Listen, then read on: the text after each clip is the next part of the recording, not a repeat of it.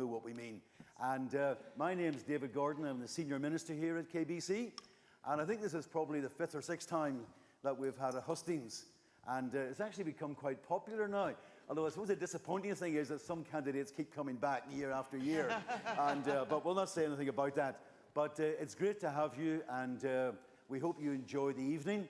A number of people have already emailed me questions, and I've tried to put those in some sort of order. But we'll also take some supplementary questions from the audience as well, and also leave room for comments. But because of the numbers of people on the panel, it does mean we'll be fairly limited in the number of questions that we can do tonight, unless you want to stay here till midnight, in which case you'll be on your own, because I want to be home to see Match of the Day. So anyway, let me just welcome people. They're sitting in, we sort of drew ballots sort of thing, so that they're all sitting in wherever they, and so they will do an opening statement in line with where they came in the ballot, if you like. So firstly here, at the far end here, and I'm just making sure I've got all the names right. In fact, they're all up here, maybe, are they?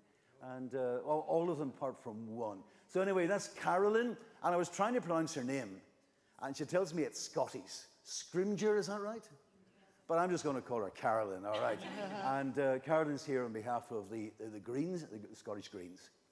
And then next door, we have Katie, and I don't want to show any favoritism, but you are a Gordon, as myself. And she's the campaign chair for Joe Swinson, and he obviously is unable to be with us tonight because of our national duties. Some people sigh, and some people say, yes, okay. But anyway. And then thirdly, we have Callum, who is Callum McNally, representing Scottish Labour.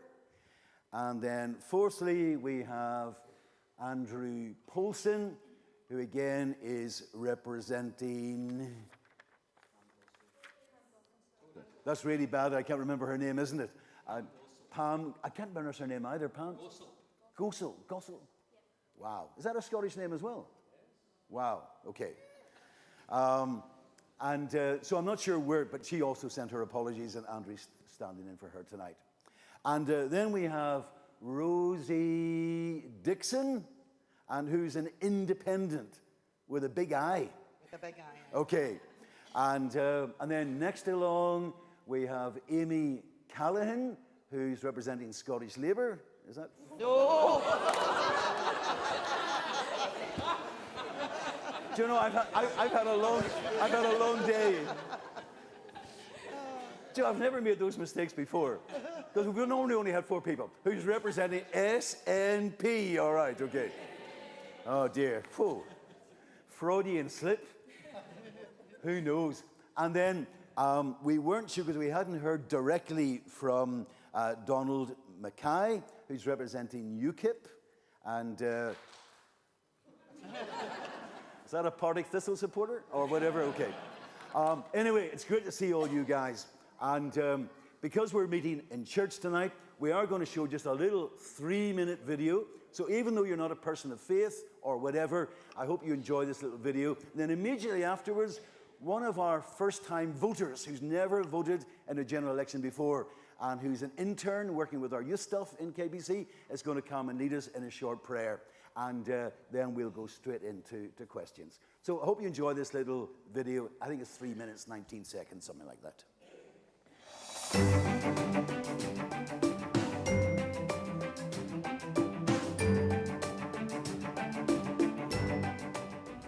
This general election is considered by many to be the most important in a generation, and it is likely to define our country's politics for years to come. The outcome will dictate the path we take with Brexit, the climate crisis, and a whole host of domestic policy issues. So we're inviting you to love, pray, vote. Politics plays an important role in how our society is run. It influences our priorities and the opportunities we create in our communities. It enables us to advocate for different values and beliefs, putting them into action through policy making. In John 15:12, Jesus commands us to love each other as I have loved you. As Christians, we can use our opportunity to engage in politics as a chance to love our neighbour and our world. When we look at the choices put before us in these elections, we can ask, do they offer us the chance to show the deep, all-inclusive, radical love of God? Do they help us to love those around us by amplifying the voices of the marginalised, challenging injustice and working for peace? Do they safeguard the vulnerable, care for creation and welcome the stranger? This is about looking to those around us as we choose how to use our voice. In pursuing God's love in our neighbourhoods, communities and nation, we have the opportunity to build a society where all can flourish. Coming to God in prayer this election season is an opportunity to say, not my will, but yours be done. As we pray, let's ask God to deepen our empathy and awareness of the situations and people around us. Let's reflect on God's promises for creation and what his kingdom on earth might look like, and ask that this might shape the decisions that we make. We can also pray for those who might face difficulty through this period, for candidates and their families who are in the midst of a volatile political climate, for those who are voiceless in this campaign, children and migrants who aren't represented as voters. Amidst uncertainty, we can pray with Paul in Romans 15. May the God of hope fill you with all joy and peace as you trust in him, so that you may overflow with hope by the power of the Holy Spirit. This is the simplest and easiest way we can make our voice heard this election. Make sure you've registered to vote by the 26th of November. Apply for a postal or proxy vote if you need one. And finally, after prayerful consideration, cast your vote for the candidate you want to represent your community in Westminster.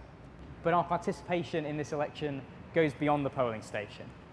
Between now and Election Day, you can get involved by attending or organising a Hustings event, showing support for the party or candidate you believe in, listening out for those voices that might not be so easily heard, and learning about the issues and discussing them with those around you. How might you use your vote this election to show love in action? How might you love, pray, vote?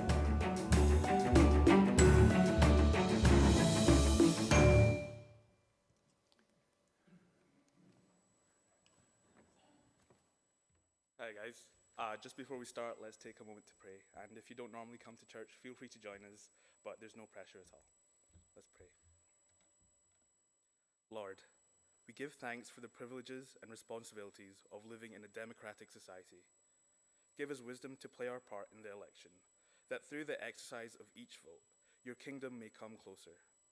Protect us from the sins of despair and cynicism. Guard us from our own idols, and strengthen us to make politics a noble calling that serves the common good of all. We ask this in the name of Jesus Christ our Lord. Amen. Thanks, Patrick. And over to question number one, which probably ties in with the prayer that you made about cynicism. Intros. Do you know, I tell you the problem. I was preaching twice this morning, and do you know, my head's marbles. Introduction, and we're going round in this way. Okay, I can relax now for 7 minutes. Okay, I have a clock in front of me, and most of my congregation say, I wish you had that in front of you every Sunday morning. But anyway, let's go. Away we go. Hi everyone, my name's Carolyn Scrimger, and I'm asking you to vote Green on December the 12th.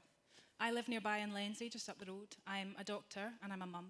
But the reason I'm standing here, out of my comfort zone, is because we're in a climate emergency and yet nothing is happening. This has been declared by governments in Westminster and in Holyrood, and still nothing is happening. The IPCC report tells us that we have just over a decade to dramatically cut our carbon emissions. That means changing the way that we get about in our lives, the way that we get and use energy, the way that we get our food, and still we're not talking about those issues. We're not talking about those big changes. If the climate emergency is mentioned at all, it's about individual action or planting some more trees, and that's not good enough. The Scottish Greens have a plan, a Scottish Green New Deal. We want to radically change our economy, move to a well-being economy, help to reduce poverty, and to actually tackle the climate emergency. For that, we need you to vote Green to send a message that we demand climate action. Thank you.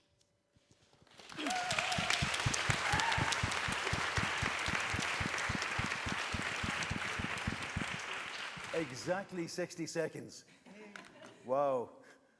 What can I learn from this? Okay, over to you, Katie, on behalf of Lib Dems. The Liberal Democrat message to you in this election is simple. Stop Brexit and build a brighter future for the United Kingdom. We are the only party campaigning to stay both in Europe and in the United Kingdom. In Jo Swinson, you have a hard-working local MP with a national voice. In this constituency, it's a straight fight between the SNP and Jo. You gave Jo your trust in 2017 from right across Eastern Berkshire, and she is asking for your support again in this election. If you want to stop the politics of division, keep hold of a hard-working local MP and build a brighter future, please vote for Jo Swinson on the 12th of December. Thank you. Whenever you said that was a straight fight between Jo and the SNP, Callum didn't seem quite convinced. Anyway, over to you, Callum, yeah. Yeah, thank you very much. Hello, I'm Callum McNally. I'm standing for the Scottish Labour Party.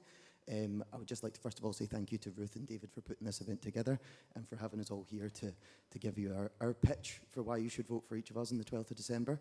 I'm Callum. I'm from Lenzie, or Bishop Briggs before that, so I'm very much local. I like to add up the different places. By the time I run next time, I'll try and add a couple different parts of Eastern Bartonshire in. But I'm here today to represent the Scottish Labour Party's position and to ask you to vote for us on the 12th of December.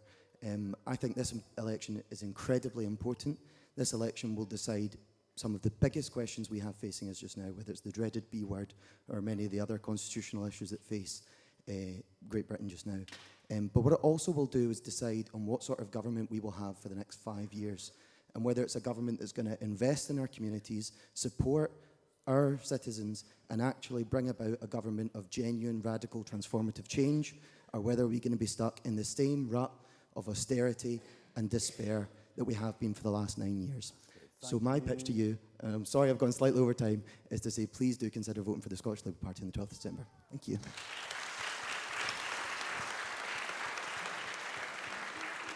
Over to Andrew Poulsen. I should give you the full title, Scottish Conservative and Unionist Party, is that right? Yes, thank you, Okay. David. I'm Councillor Andrew Poulsen, the Scottish Conservative Joint Leader of Eastern Bartonshire Council. There's two very important issues that we need to address in this election. The election is about stopping Nicola Sturgeon's attempt to take Scotland back to another divisive independence referendum, but more importantly here in Eastern Bartonshire, it's also about stopping another leader, the Liberal Democrat leader, and our toxic policy of revoking Brexit, which is a threat to our very democracy. Many people we've been speaking to in Eastern Bartonshire and Bishopbriggs, Mulgai, Bearsden and other places have said, listen, we don't want any more referendums. We want Brexit sorted. We want to focus on the things that are important to us. And it's a very threat to democracy to revoke that. Whether Remain or Leave was voted by the people in this particular constituency. So we want to get Brexit sorted, and by contrast, if Labour gained power, we'd be propped up by the SNP or the Liberal Democrats, and it will mean yet more dither, more delay, more uncertainty. It's a vote for the Scottish Conservative Unionist Party that will say no more referendums, let's get Brexit sorted, and let's get on to the day-to-day bread and butter issues that are so important to each and every one of us that are here tonight. Okay. Rosie, it's your moment. Thank you. Hi there, unaccustomed as I am. I'm standing as an independent here in Eastern Bartonshire because there are 6,000 women who've been affected directly by state pension age change. I've been an active part of the group that covers Eastern Bartonshire, and we are now coming into our third government since we started campaigning on this, and our voice has been swamped by constitutional and Brexit issues, and I just want to make sure that on the hustings our voice will be heard down in Westminster, and a solution to this injustice which affects so many women and the ripple effect on their families and their workplace and their friends that go right across Eastern Bartonshire are heard. Thank you. Thank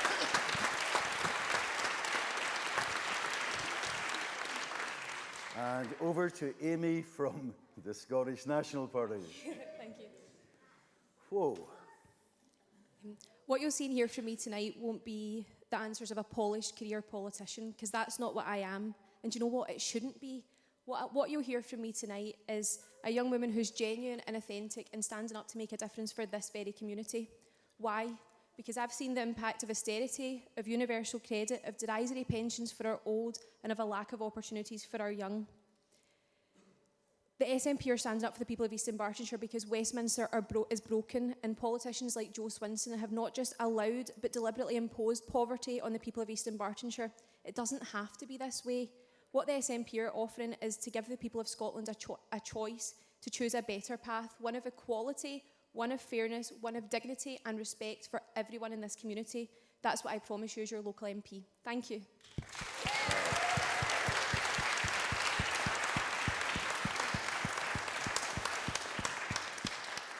Well done. If I talked as quick as that, my sermons would be half the length. Okay, well done. And then finally over to Donald on behalf of UKIP. Yeah. Good evening. I think my point of view, or UKIP's point of view, is completely different from everybody else here, because we do not, for a start, see that government is the solution to all our problems. We usually see that governments create as many problems as they solve. So we've got 3 points, briefly. One, a proper Brexit. No sleight of hands, no conjuring tricks. We repeal the 1972 European Communities Act and get out, full stop. That's one. Two, we would abolish the Holyrood Parliament. It is a nothing more. It is an expensive form of local government. The First Minister of Scotland's salary is £155,000, which is actually higher than the Prime Minister's. If we got rid of the Scottish Parliament, we'd save £8 million a year in salaries alone, apart from anything else. The third thing is freedom of speech, which is under serious threat. And we're in a Christian church, and it's only going to be a matter of time before, if you say, preach the Christian gospel, you might get visited at your front door by a police officer. That's the kind of world that we're living in. So that's our three standing points. That's our time. Donald, thank you very much indeed. And about 7 minutes ago, Patrick prayed something about God forbid that we end up totally disillusioned and cynical about politics or something like that. And actually, we've had a number of questions along those lines, and also impinging on the whole issue of trust within the political climate as well. And so John Jackson has a question. Can you put up your hand, and someone will come to you with a microphone. Okay. Over the course of the past few years, many people in this country have become more knowledgeable about our political processes, but there seems also to have been a growing sense of disillusionment with the attitudes and methods of our political leaders. Given the audience hilarity, for example, when Boris Johnson was asked in question time about the truthfulness of politicians, how do you think politicians can regain the confidence of the voting public in what they promote in their manifestos? I think probably a question that's on most people's tongues at some point around the country. And I want to encourage you, literally, because of the numbers, maybe no more than 35, 40 seconds, really. Otherwise, we'll be here, as I say, very late. Andrew said I can't cope with 40 seconds. But anyway, Andrew, you must take the lead on that, because obviously there's a direct question with regards to Boris as well. Yeah, trust in politicians is at an all-time low, that's for sure. And I think the difficulty is with the present Parliament that has just been dissolved, or the Parliament that has been dissolved, is that the numbers didn't help as far as people coming to some kind of consensus with regard to what the policy might have been with regard to Brexit. There are politicians all across all parties that are saying one thing but meaning another. And I think it's the case, for instance, here in Eastern Bartonshire, that you need to speak out the one side of your mouth rather than both sides of your mouths. And it's easy for me here tonight because I'm not the candidate in this particular election. But as far as Eastern Bartonshire is concerned, we have tried, as far as the council is concerned, to try and drive a policy that's going to be hopeful and eventful for all constituents, whether they be SNP, Labour, or other parties. Okay, let's leave it there and hand over to Katie. So I suppose what I would say is that the hardest thing is to make sure that what we're talking about is we're giving an honest representation of what we want to do. I think that's why in this election we've been very, very clear that our primary focus is to stop Brexit, because we don't want anyone saying, well, we voted for you, we didn't know that. You know, we've been right front and centre, stop Brexit, and we don't want another independence referendum. That's what we've been campaigning on in Scotland. We've got a lot of other positive policies, but I think what is difficult, I think, is when politicians do not level with the public about the hard choices that are involved in, and I think we saw that in the Brexit referendum, because I think, and I'm not saying that people didn't know what they were voting for. Okay. What I do think is that in the independence referendum, the SNP did at least put out a clear view of what independence would look like.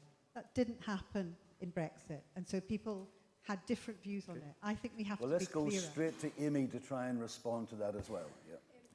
Just to directly answer your question, John, because I think that's what politicians should do.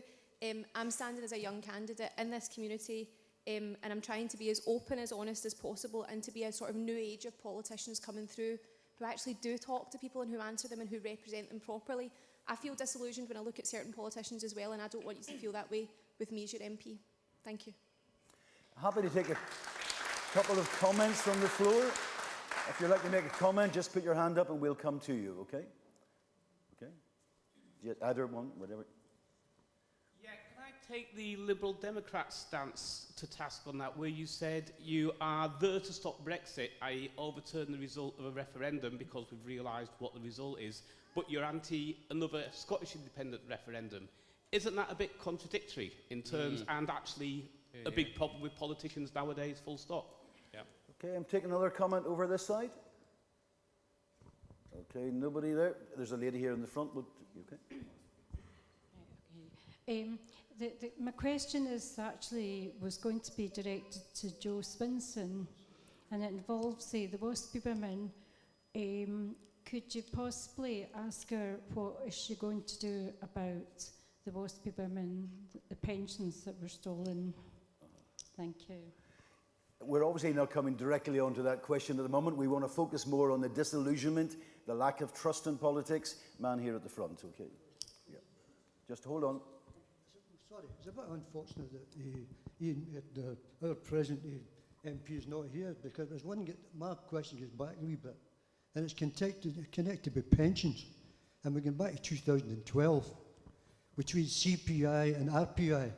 Now, my wife, myself, and maybe 100,000 people lost money because it was changed to the lower rate. And Jo Swinson, who promised to students, she also promised to students that she wouldn't let them do the tuition fees. And then the pension thing came in. And there's one lad there, I was reading it last night in the House, one gentleman he's due to lose £20,000 his pension because it was downgraded to CPI, Consumer Price Index, from RPI. Thank you. My own, wait a minute, excuse me a second, just a second. My own pension was signed legitimately by my provider, and they apologised to me. But it was my MP and the coalition that caused that, and she should be absolutely ashamed of it. Okay. Just coming back, Carolyn, do you want to respond at all? Yeah. I've just asked Carolyn to do that. Of course, yeah. Hi there. I'm going to come back to the original question. Yeah. It's completely understandable that trust in politicians is at an all-time low, particularly when we have politicians who currently don't tell the truth.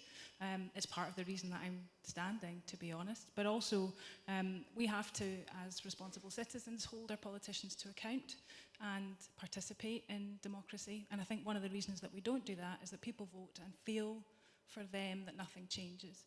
It's really difficult to explain how we can dramatically improve that interaction in 30 seconds. But one way I would say is that the current way that we vote for Westminster is completely unfair, and that we need a more proportional form of representation so that people feel their cast votes is representative.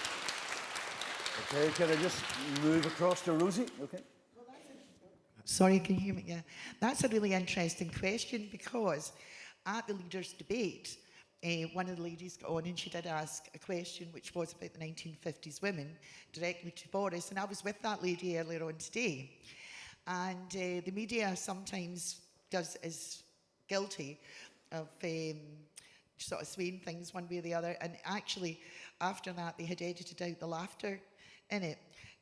But yeah, there is a problem with trust with politicians, because I run a Facebook page, and a lot of people post on that, and that comes across to me all the time.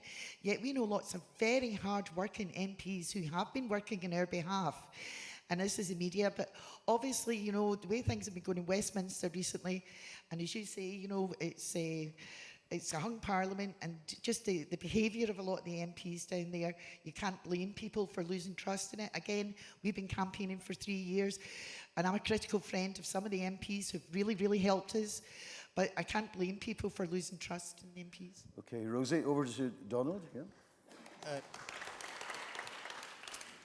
Two brief points. A very good question. I think the answer one is yes, you need to be absolutely honest and recognise as a politician that you're not going to win everybody's vote. So just clarify exactly what you stand for, and if people don't agree with it, then they don't vote for you. But it is rather sad in the current Parliament when there's people elected to parties, Conservative, Labour, who then decide of their own back to join another party and do not offer themselves for re-election at a by-election.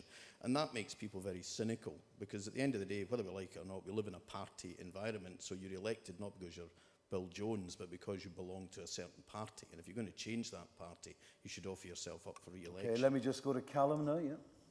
Hey, can I just thank you, John, for the original question. I think it's a really good question. And some of the other points that were made, I think, speak to actually how you rebuild trust in politics. Firstly, I think if you're standing for election, every promise you make in that campaign, I think you have to strive to keep if you're elected into that chamber. And I think that's probably the most important thing in actually rebuilding the trust between an electorate and their immediate representative. And it's a real shame when some politicians choose not to do that. I think the other thing as well is being available and being present and coming, you know, events like this are hugely important in connecting, you know, the voters of a certain area with whoever it is that's asking for their vote. And I think that's hugely important. Is all of these sort of community engagement activities where you can try and build that connection. That is where you really start to get a real sort of positive connection with communities, and that's when their trust starts to build back up again, I think. Thank you, Callum. I think one of the issues that's come up is whether there's any correlation between private morality and public morality. And so I think a number of people feel increasingly discouraged if someone is disloyal in their private life and someone betrays their partner, for example, in their personal life. How can we trust them to live an exemplary life politically in the public realm? Do you think there's any connection or direct correlation between private and public morality? Sorry, back to Andrew again. Yeah. Personally, I don't. Sorry, David, I have to say that. I mean, politics is separate from your private life, and people do. We're all human. We all can make mistakes, right? As far as your political life, it's like a business life. For instance, if someone in their personal life something happens, they don't give up in business, so therefore they're not going to give up in politics just because of difficulties in their private life. So I have to kind of disagree with the kind of. I'm only just asking. Yeah, feel free. I'm happy to take 2 or 3 comments back there. Okay. If you want to comment back on that issue between private and public morality and the issue of trust. I would fundamentally disagree with that. I think if you put yourself in a position where you want to be a member of Parliament, to sit in the chamber at Westminster and make decisions about our lives. You have to be perfect. No, you don't have to be perfect, but you have to hold yourself to a higher account. And some of the people who sit in the chamber at Westminster are not doing that currently.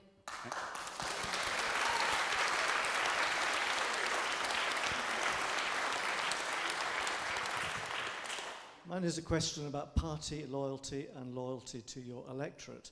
Would each of the candidates please tell us whether, if there was an issue that came up in the House of Commons that directly affected this constituency but ran contrary to your party policy, would you be prepared to break the party whip and vote in favour of your constituency? Okay, just very quick responses. Firstly from Katie. Yeah. I suppose it's a very difficult thing for me to say when I'm not Joe, but as far as I'm concerned, I think what you have to do is you have to be clear about what you're standing on. Joe was clear about what she stood on in 2017 and is clear again, and then to live up to what you've made as your promises at that time.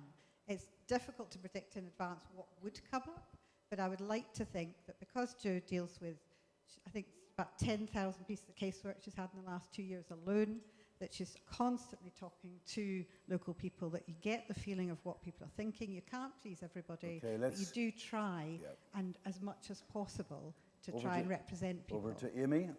So it's a good question. It's an interesting question. Yeah. Thank you so much for your question. I do think this would have to be taken on an issue-by-issue basis. I do think the constituency and prospective constituents at this point are the most important people, and that's who I really would strive to represent party policy aside, if that was the most important thing at that point. Okay. Next door, yeah. Well, obviously, I'm standing as an independent, so I wouldn't have to follow a party whip. But what I would say is, I have seen people follow the party whips in the Liberal Democrats who were supposedly the women's equality officers and actually voted in changes which have been the changes that have affected us in the 2011 Pension Act. And on Andrew Mayor today... Okay, let's not go back over that again, but back to Andrew, okay. Donald. Excellent question. I think it's a difficult one. I would have thought if the issue is so fundamental that it's totally against your party and you feel that you're going to have to vote against your own party, then you would have to resign the whip and potentially make an election issue of it, call a by-election. And Callum, and then finally from Carolyn. Yeah, it's actually a very interesting question.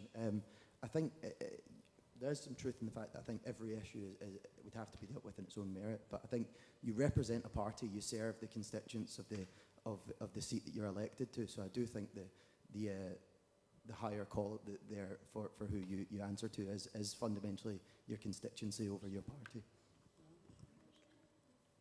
Hi. The Greens as a party don't have a whip. We have 4 fundamental pillars: ecology, equality, radical democracy and peace. As long as the issue didn't contradict those that I would be standing on, then I would absolutely have no issue with representing a constituent. Thank you very much. We're going to move on to a second question, and I'm not sure whether everyone is here, so we're moving on to a second question, and I'm taking a question from Scott Provan, and also, is there Kirstine Huddy here tonight? Okay, we'll take a question from Scott then, okay? They're related questions, okay.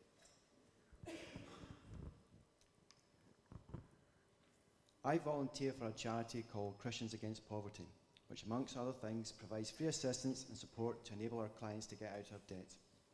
The main reasons for our clients' debts are low income, 0-hour contracts, broken financial system, the benefit system in general, and universal credit in particular. Can you explain to us here tonight how your party is going to bring dignity and hope back into people's finances?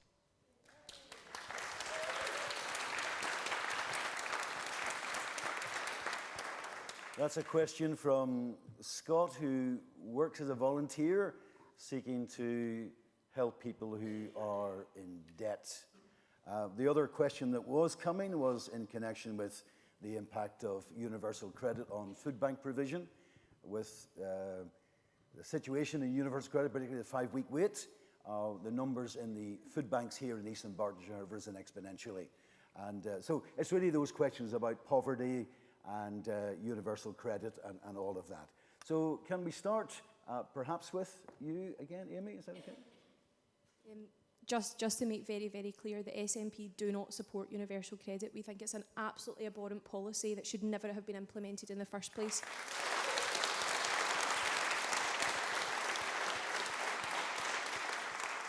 I really wanted to tackle the current MP on this issue because she was a minister in the government that implemented this policy, but unfortunately she is not here tonight. I think that says more about her than it does about me.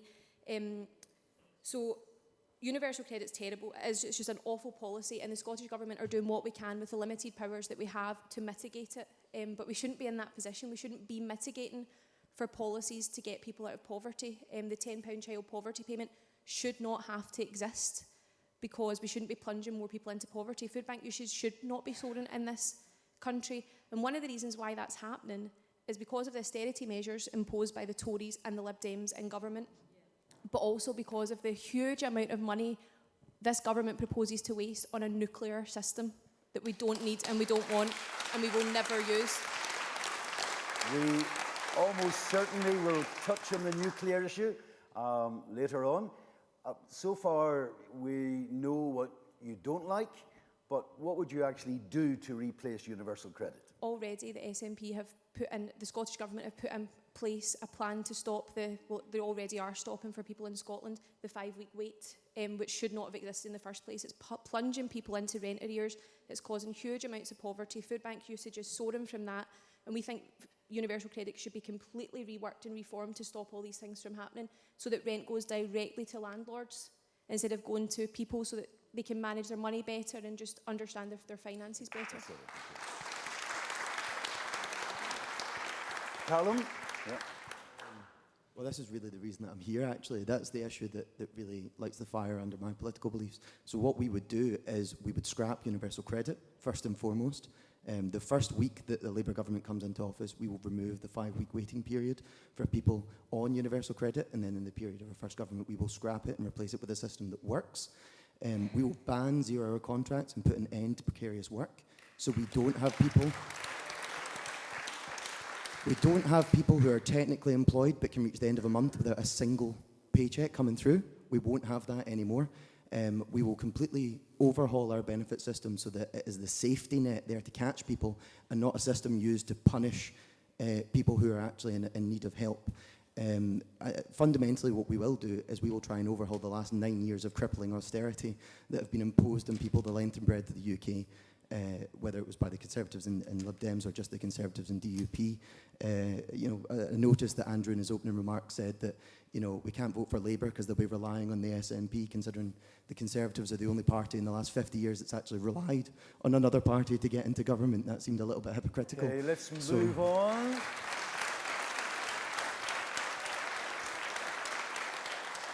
Maybe the other candidates could also take this next question into play at the same time. Is slightly connected. There's a question from Isabella.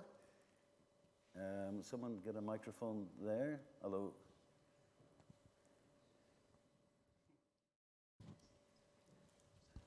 It overlaps, I think. First of all, just to say thank you to the candidates that came. I think there's nothing you can beat apart from looking into someone's eyes. I think that speaks a lot about integrity. So on That's the why theme we've of turned the lights out, yeah. Okay. Thanks, David. So on the theme of the church values, which are on the wall there, and also there's one painted on the wall there that says delight. So my question is, how would you bring delight into the lives of the many workers trapped in the appalling conditions of the gig economy? Okay. So that's in a sense slightly, but it ties in with the previous question. Okay, over to Carolyn. Yeah. Thanks for both questions. I think that the last nearly 10 years of Tory austerity have been punishing and have been brutal, and the amount of working poor is repugnant, to be honest. Scottish Greens would abolish universal credit. We are interested in rolling out the pilot schemes looking into universal basic income, which is essentially trying to take away the stigma of benefits and recreating a true welfare state, which is what we're missing just now, that safety net. We would also abolish the 0 hours contract, and we need a real living wage so that people are paid for the work that they do, the amount that they need to live. That doesn't seem like a difficult thing, but absolutely that's not what's happening just now, and it's what we would strive for.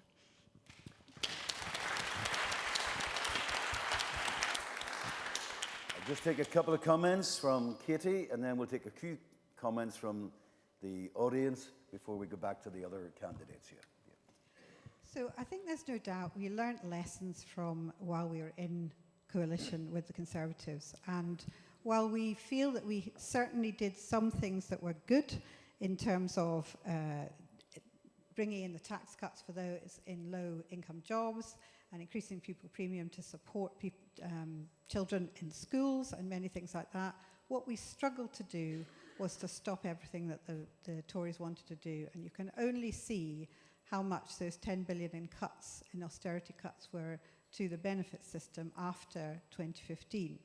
Now, we certainly do feel that in thinking about universal credit, it was originally something that was meant to be simplifying the benefit system. The real problem was that it was used, unfortunately, by the Conservatives after we left to just take money out of the system and to extend that amount of time that people have to wait. The 5 weeks is unforgivable. and certainly would want to stop that. It It should be looks something as like if we 5 days. nearly It's all crazy. agree that the 5 weeks is unforgivable. I know that the Trussell Trust, who run the food bank here, that's been one of the things they've been campaigning for vigorously over the past 12 months. We're happy to take a couple of questions or comments, not so much questions as comments. I think we've heard from you already, so happy to take one or two others from... Okay, yep. It's fine. I mean, it's not up to me to give you an answer, but anyway, listen, if anybody have any comments there on that? Okay, there's a lady here, two ladies here, okay. Can we hear what Andrew Paulson has to say about universal credit, please? Yes, yeah, we're coming to that, yeah, yeah. Don't worry, I haven't forgotten him.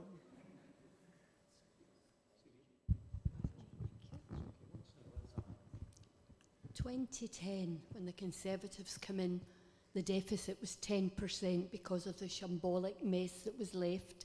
Remember the note from the Chief Secretary to Treasury? There's no money left. What do? That's the first thing.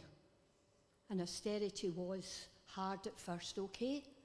Ian Duncan Smith, who took 10 years to devise universal credit, is an honourable Christian man. And he devised universal credit with two pillars. One was people being asked to take responsibility for certain aspects of their own life. And the other was to remember it was to get people into work. And in many respects it has done that. It's got a lot of people into work. And the third point is the government has no money. It only has the money that you and I pay in taxes. That's lovely. Let's take a lady in the second row here, Derek, as well. Lady in the second row, yeah. Derek, you'll lose some weight tonight.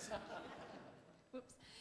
Thank you. I'd just like to point out that when the economy crashed, it wasn't actually Labour that crashed the economy, it was the banks.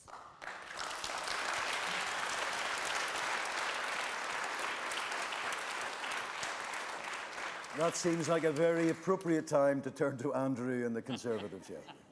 Thank you very much, David. I have to take issue with what David has to say, clearly, or Callum rather has to say. Clearly, if the Labour policies were that important in East Bartonshire, then they would be getting more than the 8% they're about to get in the poll in 2 weeks' time. So that's something to attack the Tories on. The 5-week wait period before receiving universal credit is something that we need to look at. And the UK government has already provided advance payments so that claimants can receive the payment worth the full amount of their claim whilst their application is checked. And our audience member there makes a very valid point. Taxes have to come in, benefits have to be paid. One of the things that's important about these kind of hustings is, and it's always the case when we come to the Kirkintilloch Baptist hustings, is there is issues with regard to food banks and UK poverty. But let's not be about the bush. This election in East Bartonshire is about Liberal Democrat or SNP. That's the bottom line. And the bottom line is this, and Conservative as well. Oh. Sorry, and Conservative as well. And you have a choice. You have a choice to make. The MP hasn't turned up tonight, okay? The MP hasn't turned up tonight to answer your questions. The Conservative candidate...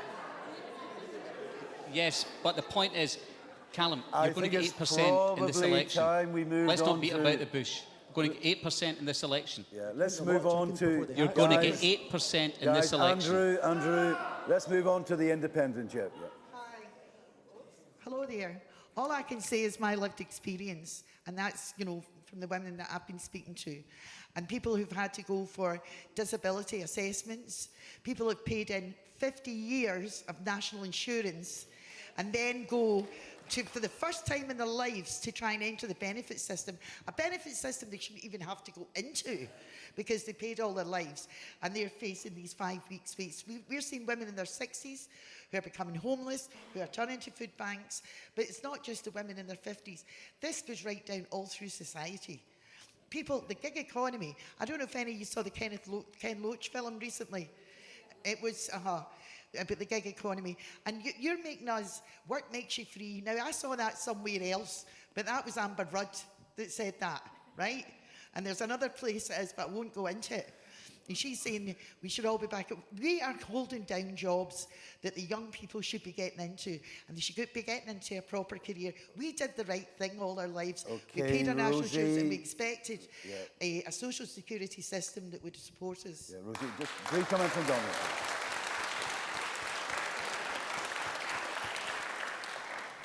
I don't think anybody would be suggesting that what we want is a healthy welfare state, one way or t'other, of course. But what is forgotten, because most of the politicians in Scotland are on the left of the spectrum, you can't have a healthy welfare state, and the lady there alluded to it, unless you have a healthy, prosperous business economy. And we don't seem to have that, and government doesn't really help people either set up businesses or expand businesses. It's very, very difficult. I say that as somebody who runs his own business, and it's not easy. So I would like to say, by all means, let's focus on the benefits that should be paid, but on the other side of the equation, can we focus on how we pay for them? And a final comment on this question from Amy. Okay. Just to pick up on the point that Andrew made there, this election might seem in East Dunbartonshire to be between the SNP and the Liberal Democrats, but the issue of poverty should be above any party politics, and I think we should be united.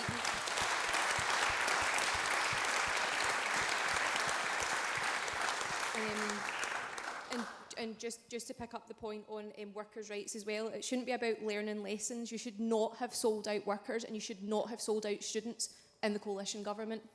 Wish I was saying that, but I'm saying it to you instead. Time to move on. Can I just, one last thing? No, we really need to move on. Thank you very much. You're being, I have a daughter called Amy, and she never takes no for an answer either. So, but anyway, we've had a number of questions about climate change and issues related to climate change, and I think there's a question from Laura Gilmore.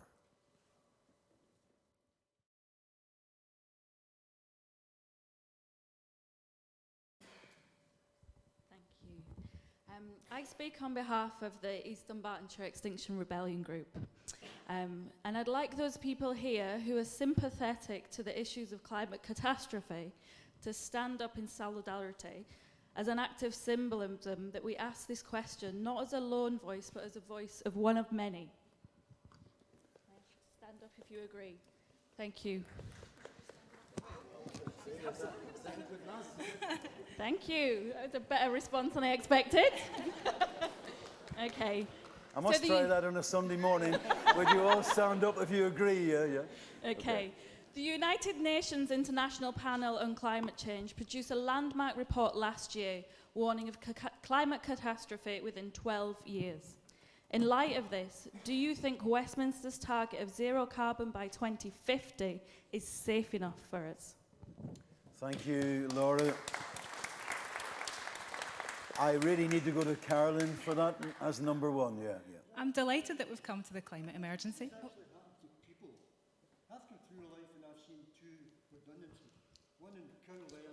Sorry, I'm not sure what the question is. No. We're asking the candidates to respond. Yeah. No. Yeah. Please. Yeah. Please respect the chair. Over to Carolyn. Thank you. Thank you. Thanks very much for your question. I think that the Greens, as you know, prioritise the climate emergency, and we urgently want to tackle it. We recently proposed an amendment to the climate bill in Holyrood, where we wanted an interim target of 80% of emissions reduction by 2030. So hopefully setting us well on the way to what the IPCC are asking for us to do. All of the other parties in Holyrood voted that down.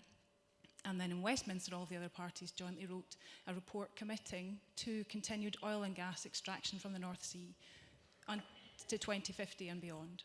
That, unfortunately, demonstrates that the other parties are not serious about the climate emergency. They are willing to speak about it, and I hope that the Green standing has encouraged them to speak about it, but speaking about it is not enough. We can't set more targets. We can't pat ourselves on the back for having ambitious targets, because we've missed targets before, and we can't miss these ones. We have to act now. Lovely, thank you.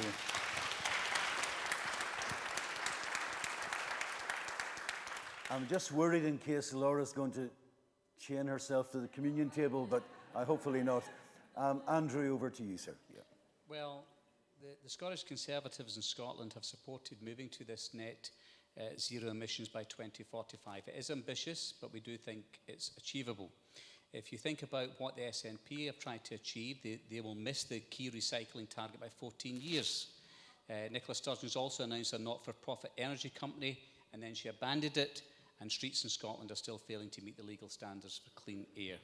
The Scottish Conservatives are right on it when it comes to climate change, and here in Eastern Bartonshire itself, 2045 is a reasonable target. You can bleat on as much as you like, right? But the fact of the matter is we have achieved the target, and that's what we're trying to achieve as far as 2045 is concerned, and you can take that. Okay, on to Amy. Thank you. Thank you so much for your question, Laura, and I really appreciate you being here, and I think your whole movement is incredibly fantastic, and I think I've got a lot to learn from you. To put it realistically, the SNP are never going to outgreen the Greens, but what we're doing is we're trying our best to make to reach targets that we think are incredibly important and crucial, and they have been praised by the UN as bold leadership and inspiring, but Carolyn's completely right, I couldn't agree more, that it's not just good enough to have targets, we need to be reaching those targets as well, and I think that the plan that the SNP have in place is going to achieve that and will achieve that. We can't let our climate get even more destroyed than what it is already. I've been hearing from so many young people within this constituency how much it matters to them. I'm sitting here at 27 years old and I'm learning so much from children who are 11, 12 and 13 telling me how much this matters to them. And I think so I'm standing as your candidate and saying that I will listen. I don't have all the answers just now, but I will listen and we will act to make sure our climate emergency is tackled adequately. Okay, happy to take some questions from the floor. First lady in the grey here. Yeah. So I'm trying to take folks who haven't spoken yet. Lady in the grey.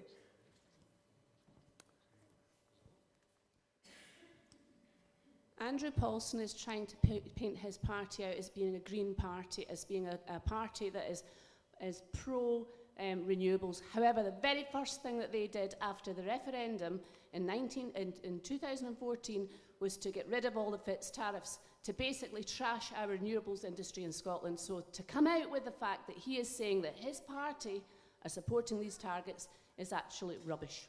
Okay, any other comments? Any other comments? A lady in red there? Or orange or something like that, yeah. I'm slightly confused, and it might be because I'm one of these waspy women as well as being an SNP supporter. But Andrew Paulson seems to be wearing two hats in one seat tonight, because he's talking about Eastern Bartonshire as the council and what they've done, rather than talking about the incoming MP, if the Tories are lucky enough to be voted in, what they're going to do. So I'd rather hear what the MP is going to do rather than what he thinks the council are doing. Okay, let's hear a couple more from the panel. Doug Donald. Well, I've got virtually nothing to say on it because... That's okay, let's move on to Rosie. Wow. You've got to be careful doing that, because whenever Joe did that the other night, I got her into trouble. All right, okay. There's no doubt this is a huge and important issue, and we've all seen it. At one stage, I actually lived in Malta, and they have Neolithic temples there, and I actually, in the 5 years I was there, saw them start to erode. It's a global issue, and it's really, really important. I would support any party in Westminster who are taking actions on green issues. Callum and then Katie. Okay. Thank you very much for your question. I think one of the things I'm incredibly proud about our manifesto is that we are really committing the Labour Party, if we come into government in the next election, and in the election coming up in a month, which I really hope we do, to actually bring about some genuine change towards making our country carbon neutral as quickly as we possibly can. And we don't want to just set an arbitrary target and say we'll work towards it. We're going to start the work to see if we can get there as quickly as possible, rather than just giving you a date and seeing if we cross the line or not. You know, it's about tangible, achievable goals, rather than just giving you a platitude and hoping that appeases you. And can I just say that, you know, we might not 100% agree on every which way to get there, but I guarantee you, I don't think you asking that question is bleating on. I think it's an incredibly legitimate point, and it's a point that's going to define Okay, It's a Katie, point, yeah. it's a point that's going to define the next 20, 40, 100 years, 200 years. Let's It's one of pass the over few to things Katie. we'll Okay, decide thanks. now that will have incredibly long-lasting effects. Thanks.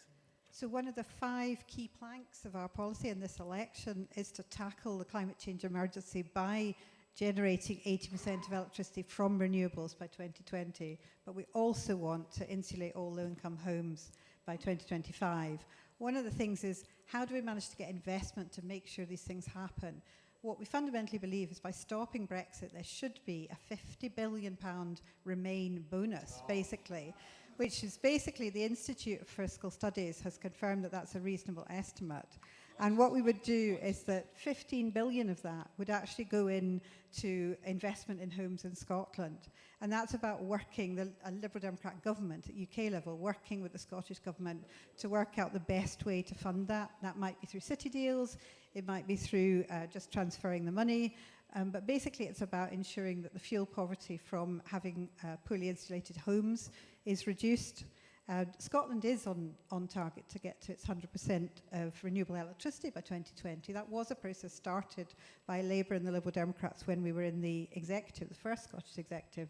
And what we want to do is learn from that across the UK and ensure that transfers on. Very quick comment. If you're prioritising the climate emergency like you say you are, why did Joe Swinson take a large donation from a fracking company?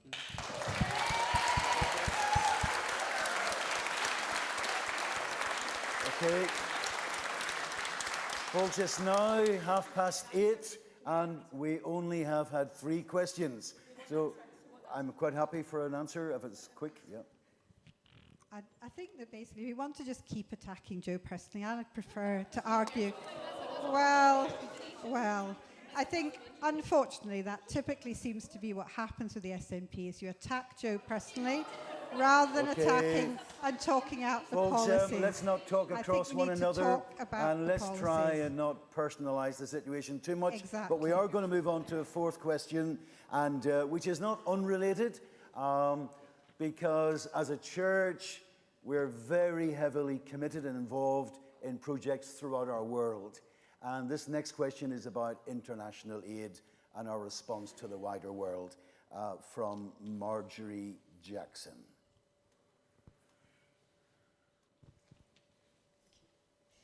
The UK has a very good record of overseas aid, and that does transform lives overseas and also helps these people to lift themselves out of poverty.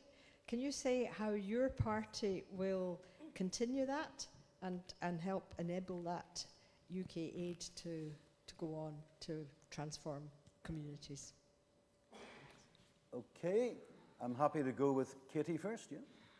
So we were very proud as the Liberal Democrats. It was Mike Moore who took through that policy as a private member's bill, which was through the coalition government, but it was a private member's bill to ensure that we enshrined in law the 0.7% target, the 0.7% of overseas aid. So that is international law now. We know that the Conservatives, since we stopped the coalition, have been very unhappy with that and wanted to stop that. Not every Conservative, but we know that in fundamental, we'd heard David Cameron talking about green grap at times and talking about not wanting overseas aid. We are really proud of that. We would always maintain that. We'd like to go much further.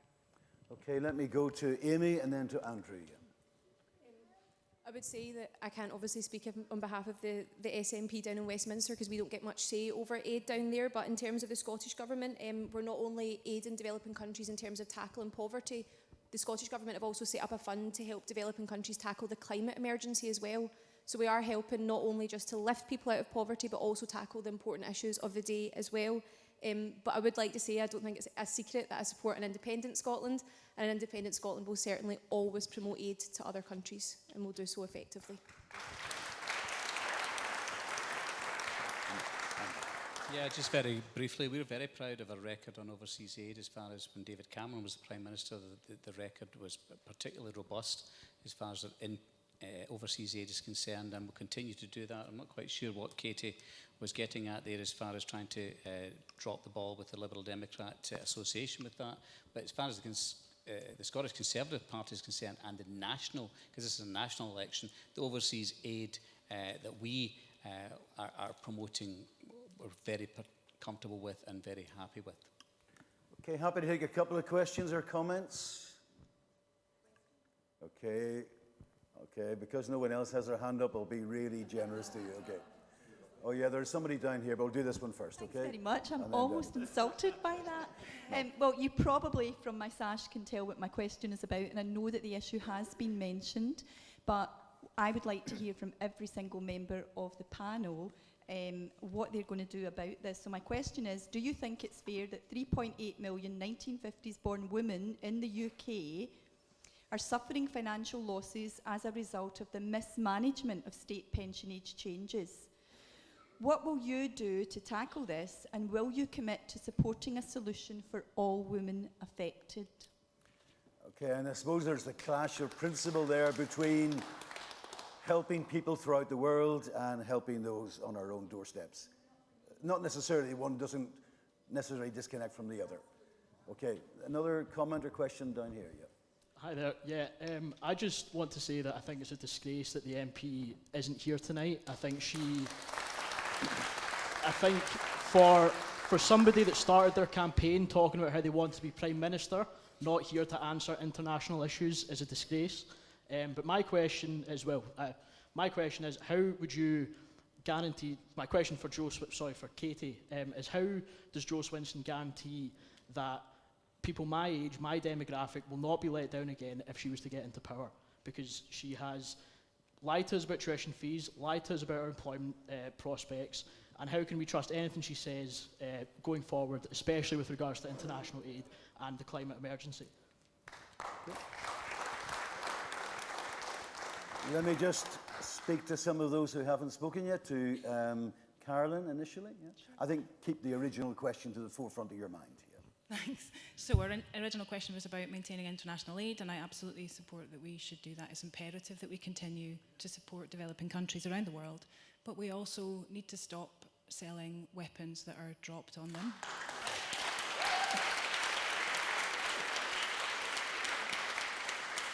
We need to stop supporting regimes that declare war in Yemen and in other places. We also need to address the climate emergency that is going to hit those countries the hardest and is going to... Unfortunately, the IPCC report tells us it's the most vulnerable economies, the most vulnerable countries that will be hit first and hit hardest. And I think that's obviously something that we need to address as one of the Western countries. So yeah, those two things, stop dropping bombs and address the climate emergency. Okay, over to Callum. I'll try and give an answer to all of the questions, so I may be a little bit brief, but I'll try and be as an extensive answer as I can give. Just thank you, Marjorie, for bringing that up. I think the UK has an incredibly unique and important role in supporting the wider world. I think both through Britain's history and also through the fact that we are one of the largest economies on the planet means that we do have a unique responsibility to try and help out the incredible numbers of people out there who do not enjoy the same standard of living that we do in the UK.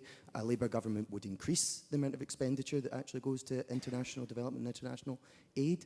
And I think the choice as well is when you fundamentally see the two people that will be walking into number 10 at the end of this election, there's one of them that will prioritise our place in the world as a helper and as a contributor to the international community. And then there's one of them who is driving the most isolationist and most laissez-faire campaign that we have seen in generations and wants to see the UK as an island detached from the rest of the world once again.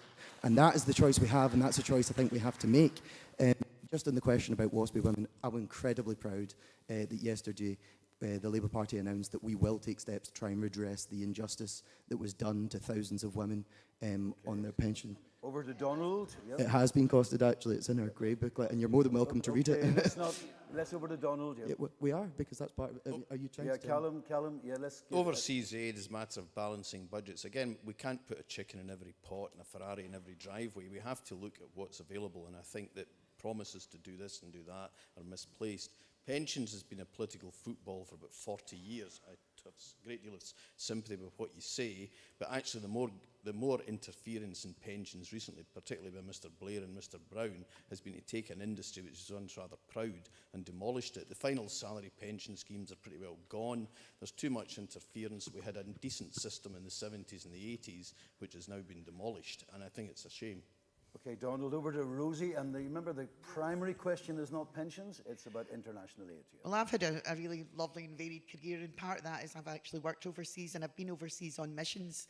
I used to work in cardiac surgery, and I did a really, and the one that really struck me was Nigeria, when we went over, and we were literally given a shed, a 10-year-old machine, and stuff that had been sent in, which I had to tell them if it was from the last millennium, they had to get thrown out, donations. And it is really, really important, overseas aid, going to all these countries and helping them out. And I would agree with Caroline as well. We have to look at which regimes. We have to stop giving them weapons. And we also have to make sure that the ones who are going to be the hardest hit by climate change get the money that they deserve to get them out of that predicament. And I'm not sure whether I'm exactly right in these comments, but I think what we give to international aid is probably about a third of what we spend on military spending. Is that the sort of point that you were making, Carolyn? And do you want to come back on that in terms of... No, I certainly wasn't meaning to imply that we should spend more or less money in relation to what we spend on defence. I'm talking about arming regimes that are dropping bombs in vulnerable countries. And obviously Yemen is a prime example, but there are examples all over the world. But obviously, the nuclear issue is very significant as well. Do you want to comment on that? Because it's not unrelated yet. Well, it's another way to get some money. I certainly would abolish nuclear weapons. That's not a surprise to anyone. We are absolutely supportive of nuclear disarmament.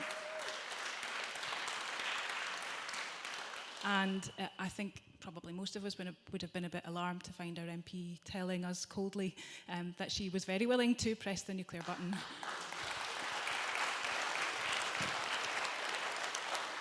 Okay, can we just focus maybe on that issue of Trident and nuclear weapons? Katie, do you want to come back on that? I'm not going to focus primarily on the pension question. It wasn't the primary question. I know it's important, and I know some of you guys feel really strongly about it, but I need to try and keep focus. Yeah. Well, I think in a very short way, I'm going to try and address both, because I think that has come up so much. It clearly is something that people want to talk about.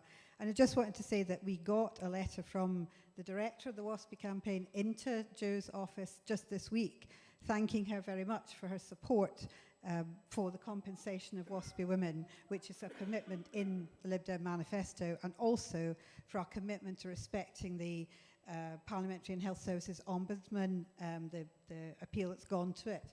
So basically, we've had a letter from the WASPI women, the national organisation, thanking Jo for that, and we are very committed to that, because it is really not a good situation. And you wanted to ask about nuclear as well. Well, it was the issue about Jo pressing the button. I know. I was just pushing.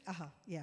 So basically, we live in a dangerous world. When we listen to Donald Trump, my goodness, it makes me scared to think about the fact that he's got his finger on the button.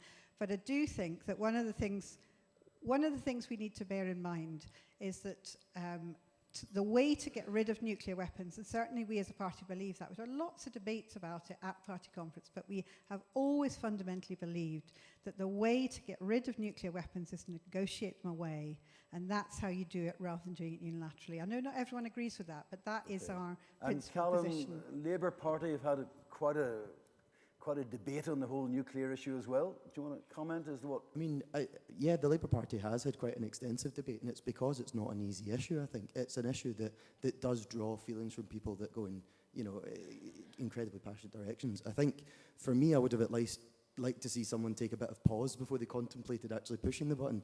I don't think it should be as easy a decision as Jo made it seem. But I think the thing would the Labour Party, if elected to government, continue its support of nuclear? Yeah, I think the thing is that we are a multilateralist party, and we believe in nuclear disarmament across the globe. We believe the way to do that is through actually pursuing genuine diplomatic routes to bringing all nuclear weapons out of use in every country across the world. And the means to do that is indeed to keep ourselves safe from countries that currently have them by utilising the deterrent, but also to keep ourselves in that negotiating chamber and trying to bring them out of use across the whole planet. What we have at the minute is we have a choice of a government that's actually going to pursue diplomatic pursuits to try and bring about the end of a nuclear world, or we have a government that's actually quite happy to have a nuclear deterrent in perpetuity. And I know what the choice for me is there. Let's just work along the panel in terms of that issue of nuclear. Yeah. Yes, David. I mean, I'd have to say, when I watched on television the other night, Joe Swinson saying yes, it did jar with me quite considerably that she wasn't able to articulate why she would have that finger on the button. But then, of course, there's some delusion there because she thinks she's going to be the Prime Minister of this country at any rate, which is not even remotely possible. And I think the notion that we scrap Trident is something that we need to really consider, because the fact of the matter of this is a nuclear deterrent, and we need to get around the negotiating table with all the other countries in the world and to try our best to bring peace to our world. And it's difficult at the best of times, but to be so trite about that, I don't think it was helpful. So far, you and Callum and Katie are pretty close to one another. I'd take a little bit of exception to that. I mean, well, in the sense that you're both supporting multilateral discussions, yeah. If we take that just as you know, a broad brush, then perhaps. But I think the thing is, what will we actually do if any of these three individuals, you know, the people that we are supporting to go into Number 10, what actions will they actually take? And a Labour government will sign us up to the treaty to actually commit our diplomatic efforts to ending, you know, the nuclear world we live in, not merely make platitudes. Okay. Because the Conservative government currently refuses to sign up to any treaties to actually pursue genuine, you know, robust movement to end nuclear weapon possession by other nations at the minute. There is a difference here. Yeah, if we take a broad brush approach, I can understand multilaterals to unilaterals. Let's just but come there is a along difference. the line, okay? Well, I'm a multilateralist as well, especially because if you look over at the other side of the pond, you know who's over there with his finger poised over the button as well. So it does need to be an international approach to nuclear weapons, and we need to sit down around the table and get something sorted out about it. Okay, Amy, over to you. I couldn't be clearer that... Can anyone hear me? I could not be clearer that there should not be any nuclear weapons anywhere on this planet. There wouldn't be a button to press in an independent Scotland, and there shouldn't be a button to press in the United Kingdom either. I don't know how we can say it's a deterrent. A deterrent from what? Pressing the button is committing mass murder, which is all that would happen straight back in our country too. So I don't really I don't understand the issue of that. But just to come on to the point of WASPy Women, it's been raised so many times tonight, and I've not had a chance to answer it yet. I fully support WASPy Women. I think it's an absolute gross injustice what has happened to you and your group within society. The SNP commissioned research which found that it would cost £8 billion to reverse the injustice that's happened to you, which is far less than the £30 billion costed by the UK government, and far less than the £205 billion for Trident. You've made your point clearly enough there. Over to Donald here.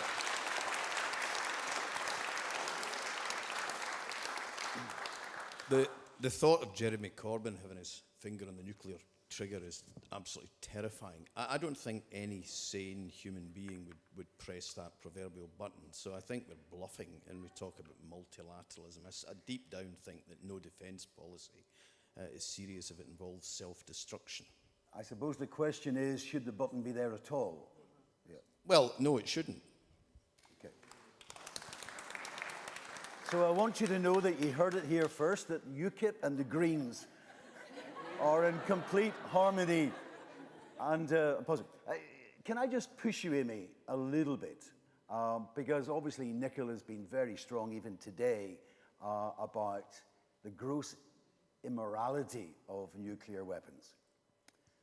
But it is the policy of the SNP to be part of the NATO club, and NATO is committed to nuclear weapons. So would it not be more consistent to say we ought not to be part of that club at all if we're also totally opposed to the immorality of nuclear weapons? We would only be part of the so-called NATO club if we couldn't have nuclear weapons. That's the defining factor of that. But the SNP policy is that you can be part of NATO? Well, we won't be part of NATO if the policy of NATO is to keep nuclear weapons for Scotland. We will not be part of NATO. No. The point I'm making is not that the nuclear weapons will be in Scotland.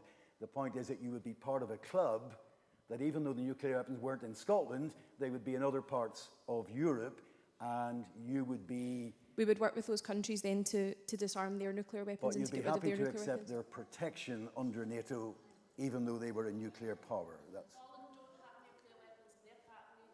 Sorry, hold on a minute. I'm happy to take comments. I'm only just making a point, you know. Yeah. Okay, I'm happy to take a couple... No, in fact, I won't take any more questions on that, because we've probably only time for 2 more questions. All right. And believe it or not... I think we've had enough, because we need to talk about the B word just for a minute, all right? Okay, and I have a question here, I have loads of questions, but I have a question here from Ruth Box about Brexit. And I think we've discussed this so many times. Maybe we can do it quite quickly, can we? Because I suspect we all know what you think, all right? So let's have the question first, okay? Okay, here we are. I should just clarify that the intention of this question was not actually about Brexit or about independence. So hear that, please, panel.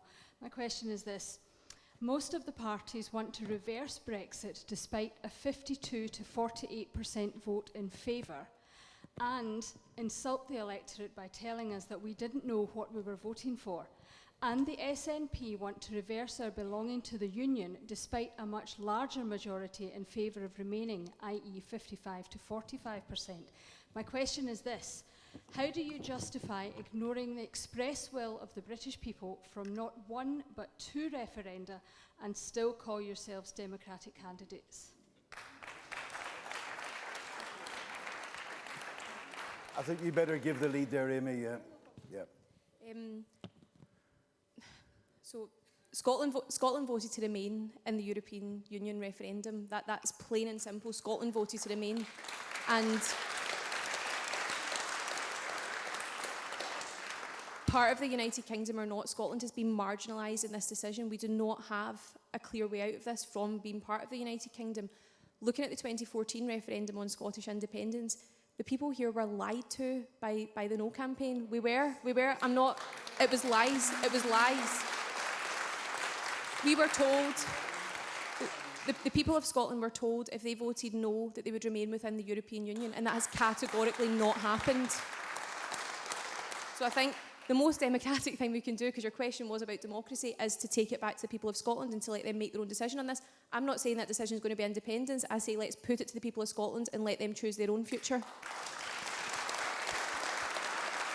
Okay. Carolyn. Thank you. Thanks for the question. I don't agree that asking people to vote again is undemocratic.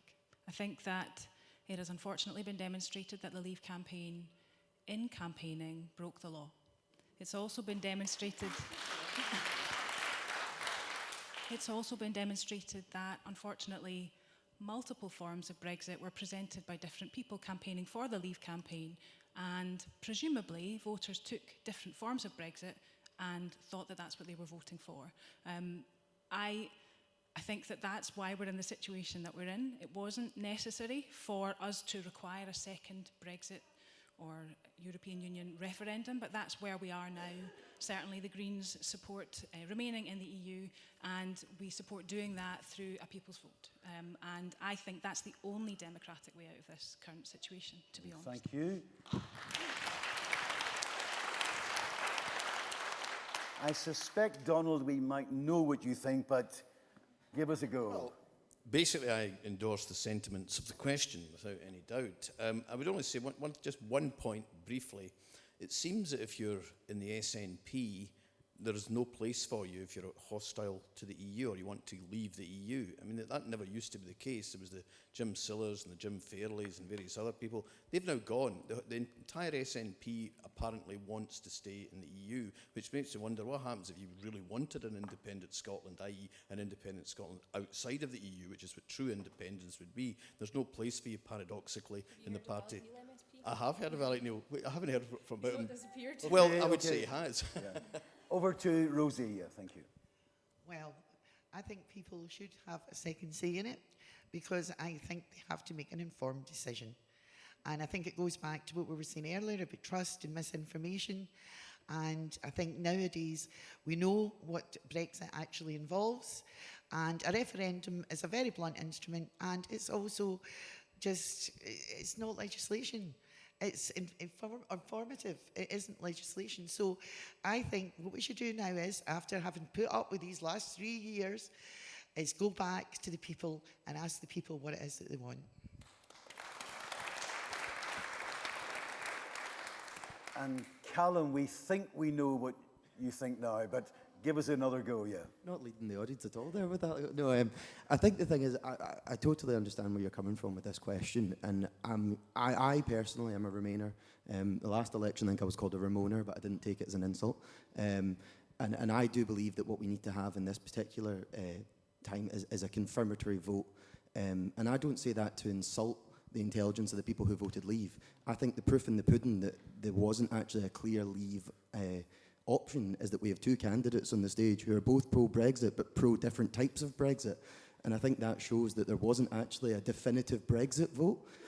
So what I think we need to have now is a confirmatory vote that has a specific option on the ballot paper that says this is actually what will happen if we choose to go down this route. Not an argument that can be taken on one side by Nigel Farage and yet on the other side by Boris Johnson, both promising the same side of the ballot paper but totally different end results.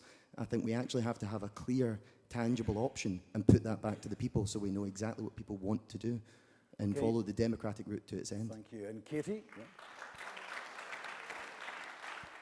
So, Liberal Democrats, we've always been clear. We came out the day after the referendum on Brexit that we did not believe it was the right thing to do. However, I think at the time, straight after the referendum, there was a window where I think all parties might have coalesced together in the Parliament to find some form of Brexit if there could have been something agreed. But the Tories took it through Theresa May to go for the hardest Brexit. We went all the way through. It's been incredibly badly handled. All the negotiations have been awful. It's just been a continuing nightmare.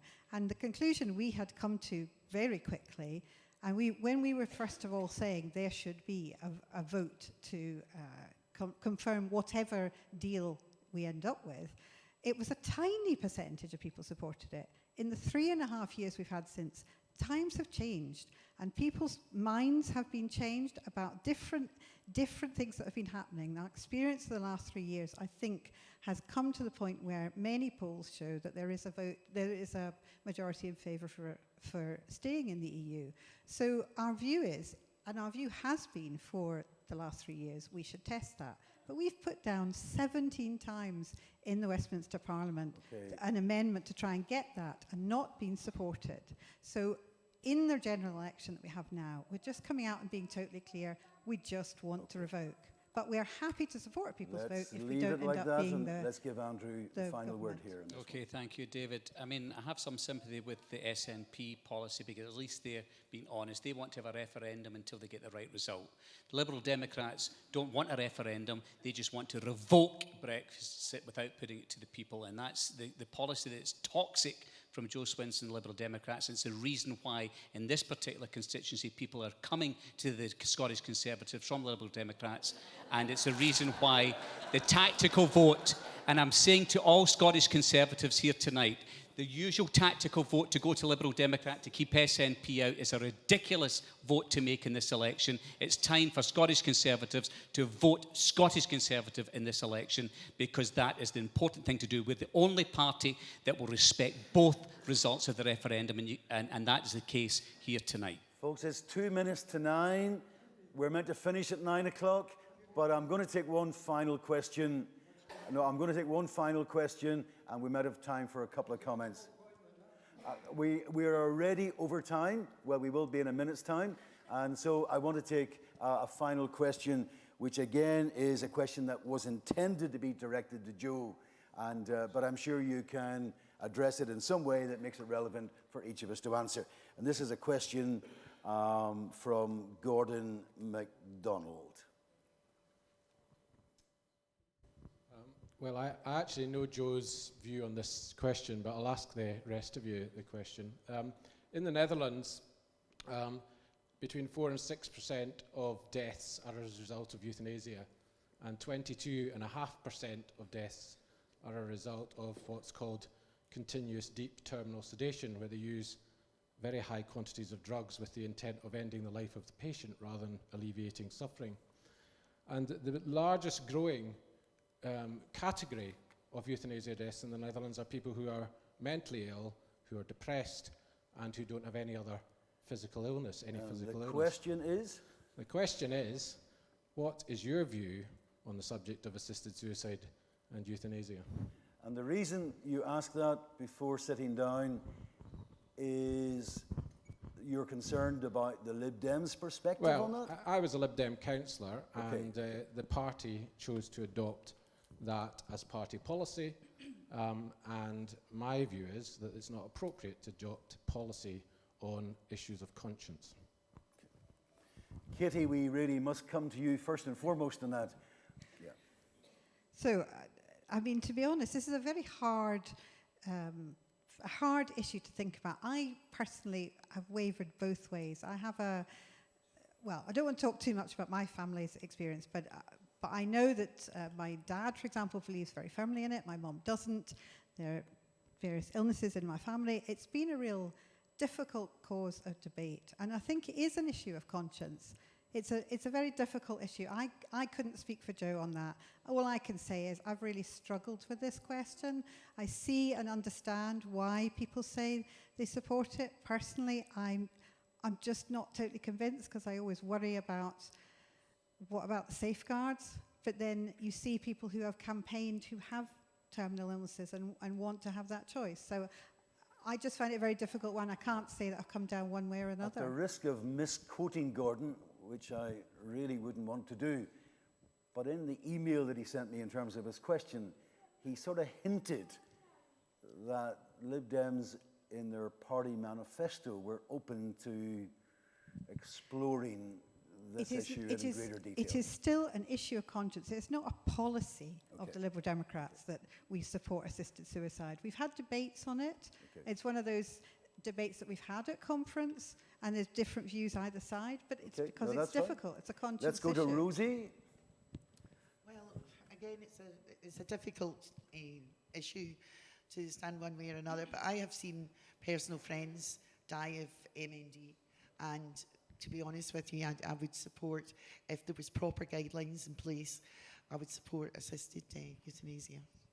Okay, and Amy, because again, this is something that's been debated in the Scottish Parliament, even though tonight we're talking about a national perspective here. Thank you for your question, Gordon. I completely agree that this is an issue of conscience and it should be above party politics. It's something I feel really quite passionately about. I would refer to it as assisted dying as opposed to assisted suicide. I think if someone gets to the end of their life through ill health, not through mental ill health as you discussed, it should be their decision if they wish to end their life, and I feel very strongly about that. Thank you. Okay. While not denying the difficulties involved in the question, to be honest, I'm 100% against any form of assisted suicide, or whatever description you choose. Okay, over to Andrew. Yes, having a father who spent 3 years battling cancer and then dying cancer in the hospice there at the Marie Curie, I would be totally against assisted suicide. I'll put that on the record. Very difficult issue though, and people have to really grapple with the gravity of the problems that exist within families when this kind of thing comes about. But personally, as a Christian, I'd be against assisted suicide.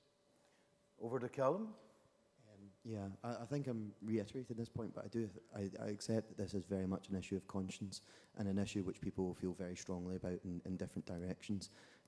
Personally, I land on the side where I think if someone is suffering with a terminal illness, through which they're going to experience some incredible pain before inevitably, the unfortunate happens, I think there should be an avenue there for them to choose to end their life.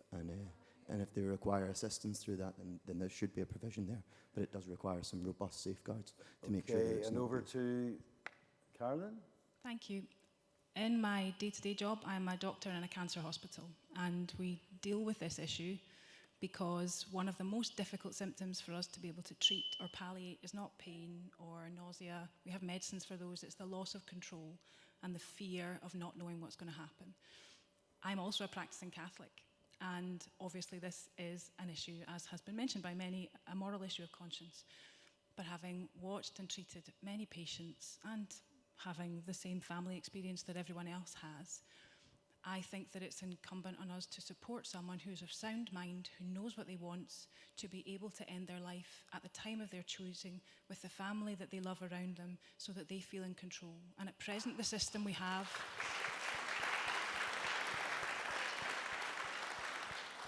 the system that we have currently is that those who are well enough or who have the funds to travel to Dignitas, and those who can't do that. So I think the system that we have currently is fundamentally unfair.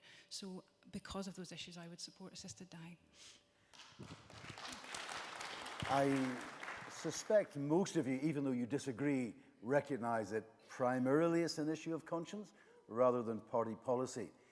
If I could just broaden the question before we close, I just noticed today that it's becoming increasingly difficult sometimes for individuals that do have clear moral principles in certain areas to actually remain in politics. I mean, it was true of Tim Farron and Lib Dems, and just recently the Lib Dem candidate in Stoke-on-Trent was deselected 36 hours after being appointed because he was a devout Catholic and said he wouldn't support legislation on abortion, for example, and so he was deselected.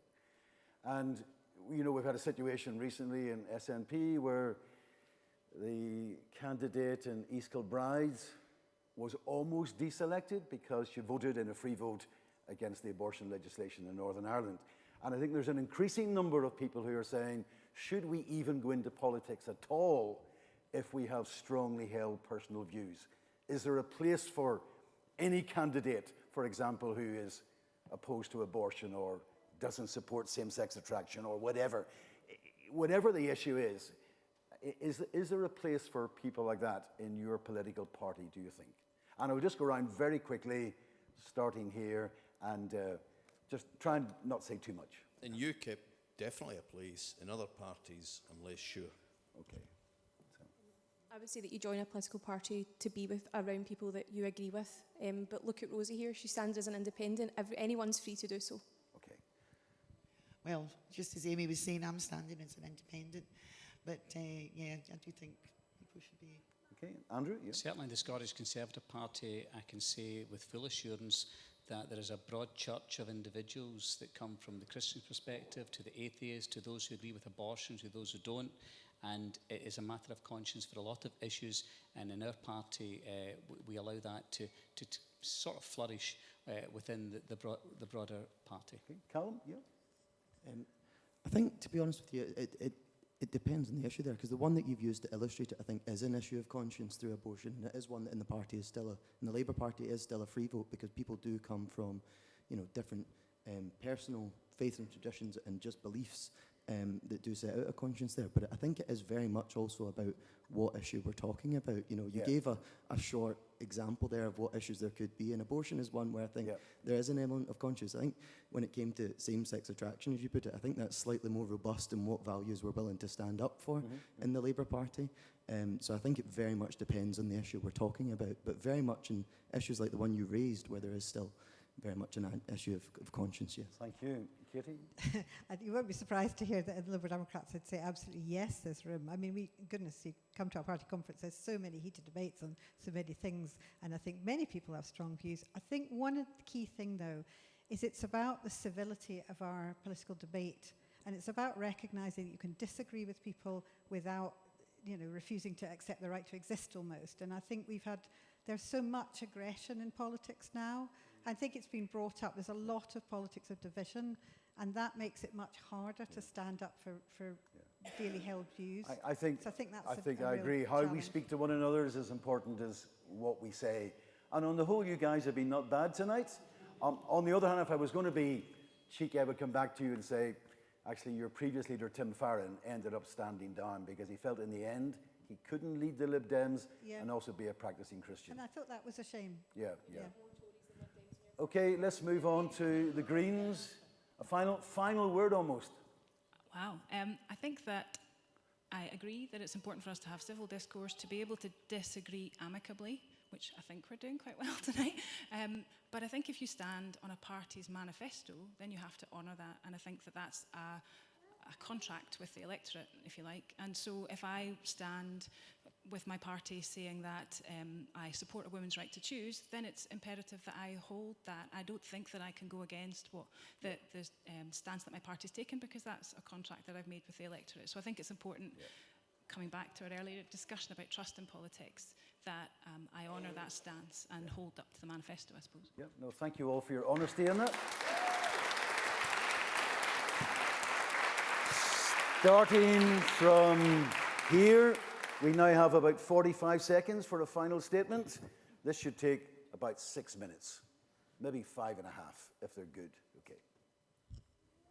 I'm well aware of the fact that I won't be taking an oath to Her Majesty on the 13th of December, or whatever date it is in the House of Commons. I'm aware of that. But if you're serious about Brexit, and if the things I said at the beginning, I'm just saying, just think carefully about your vote and don't necessarily vote for the usual suspects. Okay, thank you. Amy. Yeah. I want to draw a line under this Brexit mess and give the people of Scotland a chance to choose their own future. Putting the question to the people of Scotland is the most democratic thing that we can do. Let you choose your future at the ballot box. Let you choose if you want to continue with Westminster imposing austerity, cuts on everyday people whilst letting bankers away with their bonuses not being taxed. We're in a climate emergency and Scotland's leading the way whilst Westminster drags its heels. We've got our precious NHS that the Tories want to sell off as part of a post-Brexit trade deal with the US. I say no to all of these. I say Scotland can do better and will do better, and that the people of Scotland deserve a chance to say how they see the future of this country. Please vote SNP on December the 12th. Thank you. And Rosie? Well, as you know, I'm standing in as an independent on a particular issue, and that is state pension age inequality for both men and women. Unfortunately, it sort of get caught up with the other questions earlier on. One thing that I would say is today on Andrew Marr, when the Labour Party policy was announced on recompensing some of the 1950s women, your sitting candidate said you don't get something for nothing. And remember, it wasn't something for nothing. You paid in your national insurance for 51 years. There's 6,000 of you here in this constituency. Take the issue as a serious issue it deserves to be. Thanks. Rosie. Joe, I might vote for you because my wife's a 1950s woman, you know. I'm only joking, okay. No, she is, okay. Andrew. There's only two people that can be Prime Minister in this election. It's either Boris Johnson or Jeremy Corbyn, and that's the two, or the choice for number 10. And this election in Eastern Bartonshire is about two leaders of two parties. Nicola Sturgeon of the SNP, Joe Swinson of the Liberal Democrats. This election is about stopping Nicola Sturgeon's attempt to take Scotland back to another divisive independence referendum, and here in Eastern Bartonshire is about stopping Joe Swinson and her anti-democratic policy, toxic policy of revoking Brexit. You have your choice here. The only candidate that's going to stand for no more referendums, no more nonsense, and get Brexit done is Pam Gosal of the Scottish Conservative and Unionist Party. Thank you, Andrew. And Andrew, I was just noticing there, I probably shouldn't say these things, but are you the only person with a blue microphone? It's good, isn't it? Yeah. So you'll be a happy man after the result Very today. Oh, no, you've won as well. Okay. Over to Callum, yeah. Yeah, I think probably the only time I think I'll ever agree with Andrew is that there is one choice really at the end of this general election for who's going to walk into number 10. And it is either going to be Jeremy Corbyn, who's going to bring in a manifesto and policy platform of genuine transformative change to put investment back into our communities here in Eastern Bartonshire, with over £100 billion being spent north of the border in Scotland over the next 5 years to actually turn around some of the devastating cuts we've had over the last 9 years. Or it's going to be Boris Johnson, who is set on selling us out to Trump in the US and anyone else that's willing to put in a bid after he puts through his woeful Brexit deal. And the only way we can secure a Labour government is with the election of Labour MPs. We've already heard, you know, Katie, and I do feel a bit sorry for Katie having to defend Joe without actually having to, you know, without her being here herself. So thank you for coming along, I think. But we've already heard Joe say that she made we've heard Katie say that Joe made mistakes in the last coalition government. She was sorry that she didn't manage to win more battles. But the fact is, if the Lib Dem MPs had voted against the Conservatives, they'd have won those battles. Those policies wouldn't have come through. Go, I'll okay, wrap Katie, up very yeah. quickly. Okay, Katie, yeah. The only way that you can secure a Labour government is if you vote for Labour on the 12th of December. Thank you very much.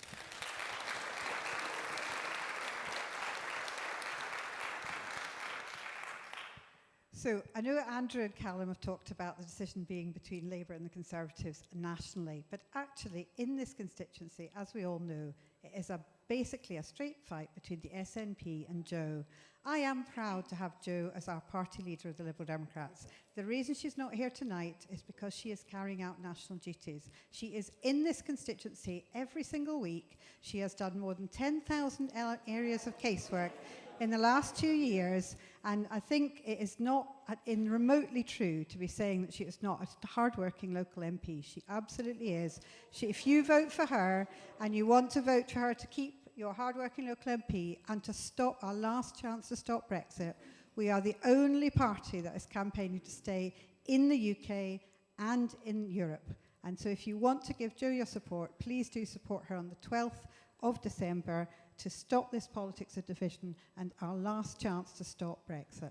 Carolyn, you had the first word and also the last. Thank you. I just wanted to say a quick thank you to Ruth and for organising, and to David for chairing, and to all of you for coming along and asking brilliant questions that have been really challenging, so thank you. I hope I've shown through the answers that I've given you that I'm committed to action on the climate emergency, which is the biggest issue that we face. I hope that I've shown that I will represent marginalised groups and stand up for equality and fairness, that I'm committed to radical democracy, to electoral reform, to a more proportional system of representation, and that I'm committed to peace and to ending the abomination that is the Trident nuclear missile system. I think that a vote for the Greens on December the 12th is a vote to say that you can't just continue to pay lip service to the climate emergency. You have to act. And whoever we elect as our representative for East Dunbartonshire will take those Green votes, I hope, as a message to say, here is your challenge, please act now. The last thing I just want to say is please remember to register to vote before midnight on Tuesday, and also to ask everyone that you know to register to vote too. You can't have your say without doing that. Thank you.